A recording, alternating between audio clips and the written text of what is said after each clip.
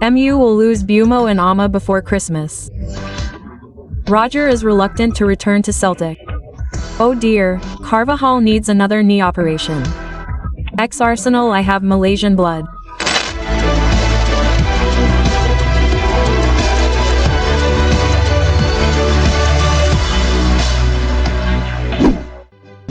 IPL Index reports that Manchester United will lose two important players, Amadou and Brian Bumo, before Christmas. According to the report, they are not planning to be injured or leave the club. However, Ahmad and Bumo will return to their respective countries to represent their national teams in the 2025 Africa Cup of Nations in December. Their absence could disrupt United's momentum and attacking rhythm. However, United is not alone. Many other clubs will also lose their African players. Despite being at the top of the standings, Mikel Arteta's position as Arsenal manager is apparently not secure. According to Vichas, management is considering firing Arteta at the end of the season. Reportedly, the club management feels this is the last chance. If Arteta does not deliver a major trophy this season, the team will fire him. This is because the club has spent a lot of money in the transfer market, a total of more than £1 billion just for Arteta. If it fails again, Arsenal could fire him to avoid further losses. Manchester City reports that one of their best players, Rodri, has returned to training camp. It seems Rodri's injury streak has finally ended, and now the 2024 Ballon d'Or winner can fully prepare for the upcoming match. According to Dolly Sport, Manchester City's next match is on November 2nd at Arnhem. They will face Bournemouth, and Rodri reportedly has a chance to return to the field for this match. After selling Crystal Palace to secure ASA's European qualification, John Textor is still eager to own shares in English clubs. At Athletic, President Long has submitted an offer of nearly $550 million to buy shares in Wolves. Textor wants to maintain his MCO presence in England. This way, he can export players from Botafogo, his other club, to England. WS is currently controlled by the Chinese conglomerate Fosun Group. This is difficult because Fosun Group is reportedly less interested in selling its shares to Tex. There is surprising news from Scotland. Brendan Rodgers has officially resigned as manager of Celtic. The surprising decision was accompanied by a strong statement from the club's major shareholder, Dermot Desmond, who accused Rodgers of being divisive, as reported by the Irish Mirror. Celtic wants to move quickly to find a replacement. Dama Postecoglou is also on the list. The coach is currently without a club and is also a former coach at Celtic. This is a reasonable plan for Celtic. Moving to Spain, there is unpleasant news from Real Madrid. After yesterday's El Clasico match, Madrid reported that one of their senior players, Dani Carvajal, has suffered another knee injury. After undergoing TASMAS, he experienced looseness in his knee joint. Due to this situation, Carvajal will undergo minor surgery on his knee to correct the problem. According to the SPN, this operation will keep the player out until early 2026. After struggling at the start of the season, Atletico Madrid finally returned to the Champions League places. And according to FotMob, Atletico Madrid managed to reach the top 4 of La Liga after defeating Real Madrid 2-0. Rey Blanco's goals were scored by Giuliano Simeone and Alex Baena. This victory marked their 4th in their last 5 matches. Diego Simeone's squad is now undefeated in their last 5 matches. Meanwhile, Barcelona is reportedly considering bringing in Son Heung-min from LAFC. Pure House reports that Barça has the opportunity to borrow the player during the MLS break. Barca intends to offer him a short-term contract until the 2026 World Cup. LFC is reportedly open to the possibility of a clause. However, Barça is alone. AC Milan is also interested in this opportunity. Spain has already. We go to Italy to report that Juventus has officially fired their coach Igor Tudor. Juventus' failure to win in 8 matches ended tragically for Igor. The Incirgol Juve immediately moved to find a replacement. Reportedly, Luciano Spalletti is a name on the priority list. Communication has been established, and Spalletti is open to this opportunity. Besides Spalletti, Roberto Mancini's name has also been linked with the coaching role at Juve. Meanwhile, from Napoli, Antonio Conte is reportedly eager to make Rasmus Højlund's loan permanent. Conte is very satisfied with the player on loan from Manchester United. To prevent Højlund from being retaken by Manchester United, Napoli will make a move in January, 6 months earlier than agreed.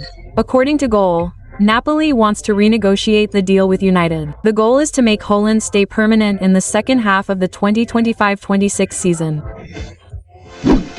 Stopping by Turkey briefly, Galatasaray is also monitoring a Manchester United player. However, this time the player is Manuel Ugarte. The report from GM Sport: Galatasaray intends to bring Ugarte to Turkey. Not next summer, but in January. Ugarte has struggled to secure a starting spot at Manchester United, and Galatasaray promises a central role in Turkey. Ugarte will later help Galatasaray, who are struggling in the Champions League. Still in Turkey, but this time about the refereeing scandal reported by the BBC. A major scandal has engulfed Turkish football, with 100 referees betting on matches.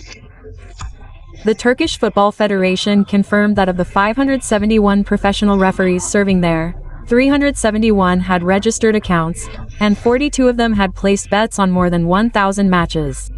The names of those listed as perpetrators will be reported to the disciplinary committee. According to existing regulations, these referees could face a 1-year suspension from duty. Moving to Southeast Asia, there's surprising news from Malaysian football. Superpol reports that Malaysia has a new list of players of mixed descent. Former Arsenal defender Josh Robinson drew attention when he revealed that he has Malaysian ancestry through his mother. Robinson previously played for Arsenal's under-18 and under-21 youth teams. The revelation of his Malaysian ancestry was made in an interview posted on the Gunners' official website before the player left the club to join Wigan Athletic.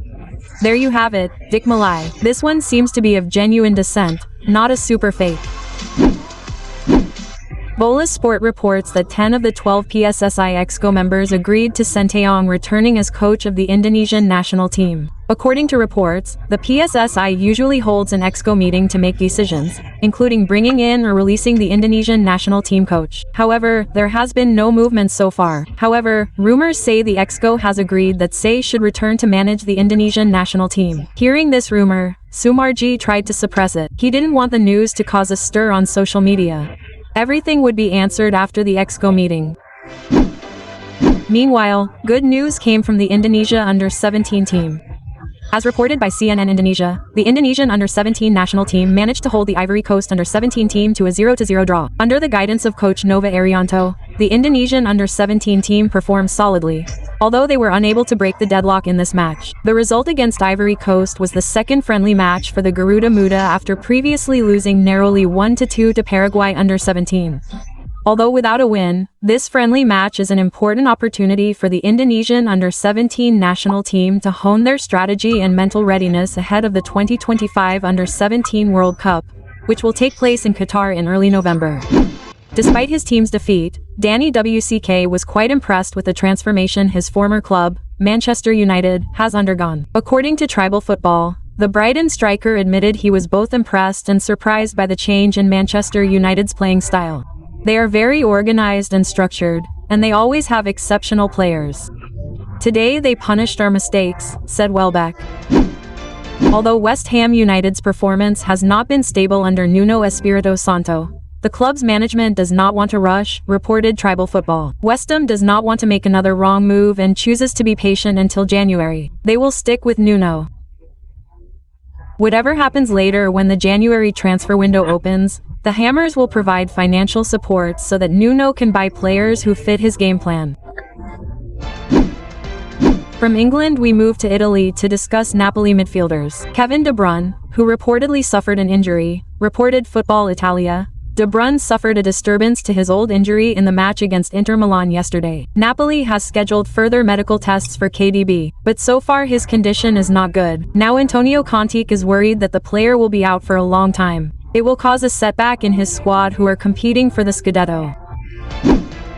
Still on the subject of injuries, this time it comes from Inter Milan, reported Football Italia.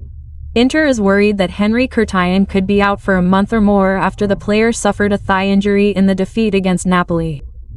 The 36-year-old player will undergo tests. Medical tests are needed to determine the severity of his injury. Initial predictions are that he will be out for 4 to 6 weeks. Also in Italy, as Roma is reportedly dissatisfied with the performance of its loan player, Evan Ferguson. According to Transfer News Life, Roma wants to renegotiate the terms of the Brighton striker's loan deal. The player could potentially be returned early in January. The player has performed poorly in Roma's attack. In 9 matches so far, he has not scored a single goal. Moving to Spain, Barcelona's interest in Mason Greenwood appears to be more than just a figment of the imagination. According to Sporting News, Barca is increasingly convinced that Mason Greenwood is the right person for the club's attack after the player's extraordinary performance in the French league, scoring 4 goals against Le Havre. Barca wants to match Greenwood with Rashford at Camp Nou. They will be a new project under Hansi Flick. Reportedly, Greenwood can be acquired for just £25 million. Meanwhile, from Germany, Jerome Boateng actually planned to return to Bayern Munich to develop his coaching career, aka an internship. However, the idea was cancelled after serious objections. PN. There were protests by fans regarding Boateng's punishment last year for causing physical harm to his former teammate. Bayern supporters even unfurled banners opposing Boateng's presence at the club. Boateng felt his presence was not good for the club, so he cancelled his visit. Meanwhile, from Indonesia, there was news from the Abrir players. As reported by Kompas, Sassuolo legend Emmanuel Terranova revealed his observations of Indonesian defender Jay Itas. Terranova revealed that the Indonesian national team defender possesses extraordinary qualities. It is compact and solid when working with his partner in the backline, Tariq Maharemovic. Therefore, Terranova predicts that Isel has a great opportunity to join a big European club in the near future. As we know, Itzel is in its prime and has not yet reached its maximum potential. Teams like Juventus and Inter Milan continue to monitor him. From Italy, we move to Thailand to discuss Shen Paishima, as reported by Bola Sport, when he helped Baram FC defeat Rayong FC. Padanama did not play the full match due to injury. He suffered the injury in the 34th minute. In a battle for the ball, Padanama collapsed after coming into physical contact with a Nanamorn LSA. Padanama clutched his hamstring before falling to the ground. The injury looked quite serious, judging by Padanama's expression. He even screamed as he fell to the ground.